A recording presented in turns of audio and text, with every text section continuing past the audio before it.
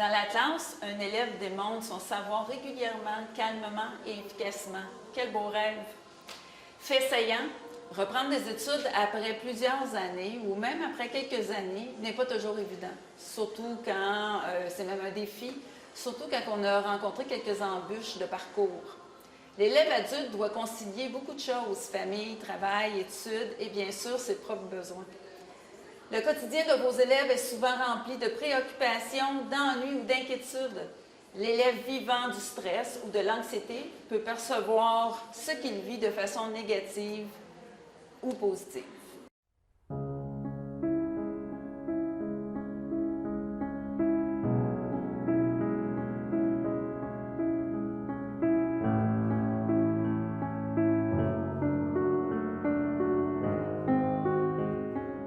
Que voyez-vous en classe? Un élève qui appréhende le travail ou les examens? Qui est agité ou fatigué? Qui a de la difficulté à se concentrer?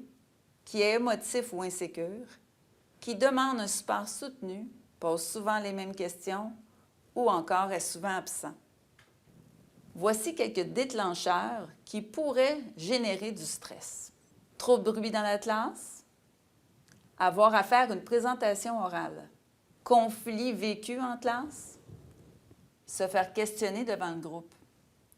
Beaucoup d'étapes à apprendre et les évaluations. Comment, comme équipe école, pouvez-vous agir afin d'aider de façon générale? En travaillant ensemble avec l'élève afin de fixer des objectifs réalistes et de déterminer les priorités pour l'intervention.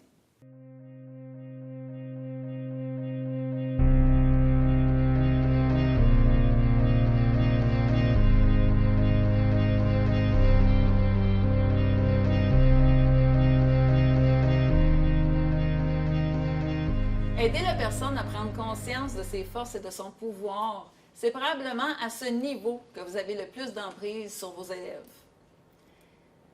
Voici quelques interventions universelles en formation professionnelle que vous pouvez faire.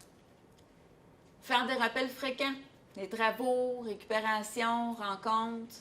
Utiliser et diffuser des moyens pour gérer l'anxiété personnellement.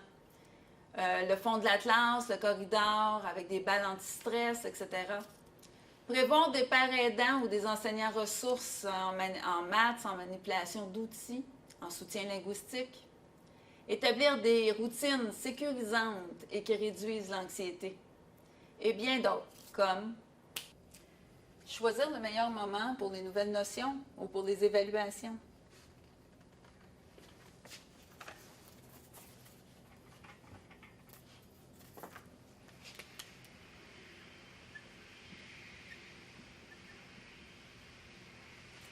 Et les situer dans le temps.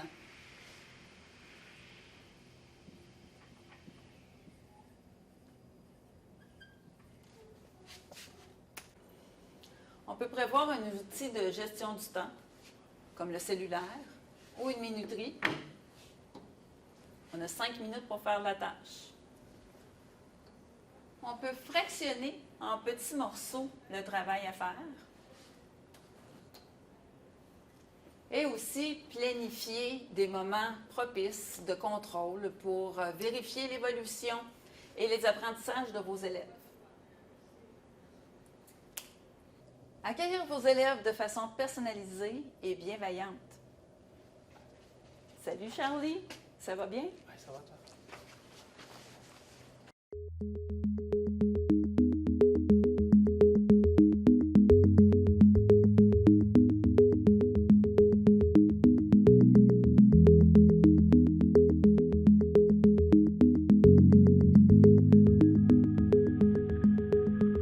Et maintenant, comment aider vos élèves stressés et anxieux?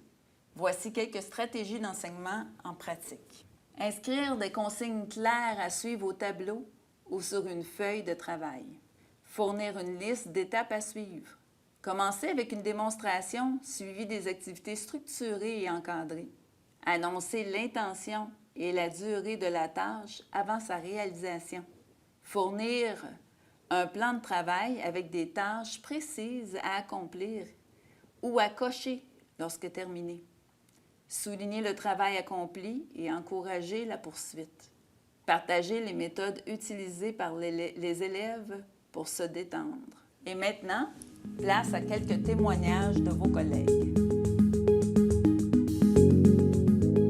Moi, ce que je fais, quand je parle d'un cours théorique, je parle de mathématiques comme exemple, ce que je vais faire, c'est que je vais afficher dans la classe les différentes notions mathématiques que les élèves vont avoir à apprendre. Et ils vont être là durant toute la formation et même durant l'examen formatif.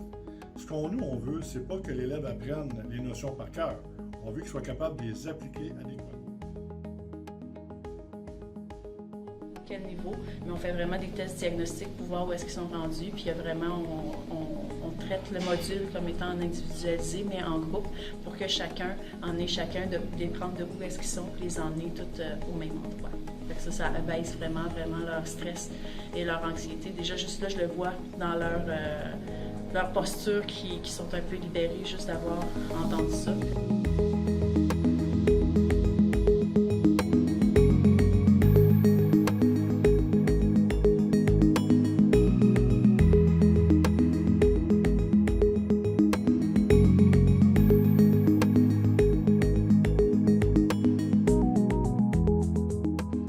Même si les stratégies générales en classe pour diminuer le stress et l'anxiété vont aider plusieurs de vos élèves, certains élèves vont avoir besoin d'une intervention plus ciblée. Lorsque vous voyez que vos interventions universelles de niveau 1 ont été tentées et que vous demeurez préoccupé, l'équipe école, de faire une rencontre avec l'équipe école, vos collègues, conseillers pédagogiques, la direction, aussi parfois d'inviter les ressources spécialisées. Si vous avez un psychoaide, un technicien en travail social, un technicien en éducation spécialisée, tous ces gens-là ensemble pourront vous aiguiller vers des services plus spécialisés qui peuvent s'avérer nécessaires. Premier endroit à arrêter, la conseillère pédagogique.